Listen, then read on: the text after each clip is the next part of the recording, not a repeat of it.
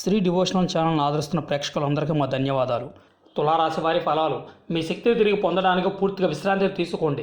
చిరకాలంగా వసూళ్లవని బాకీలు వసూలు కావడం వలన ఆర్థిక పరిస్థితి మెరుగుపడుతుంది. మీ సంతానానికి చెందిన ఒక సన్మానపు ఆహ్వానం మీకు సంతోషకరం కాగలదు. వారు మీ ఆశల మేరకు ఎదిగి మీ కళను నిజం చేసే అవకాశం ఉన్నది. సామాజిక అవరోధాలు దాటలేకపోవడం, సమయాన్ని సద్వినియోగం చేసుకోలేకపోవడంతో పాటు మీ కుటుంబ తగిన ప్రాధాన్యత ఇవ్వడం అవసరం. ఇది మీకు ఈరోజు గ్రహించినప్పటికీ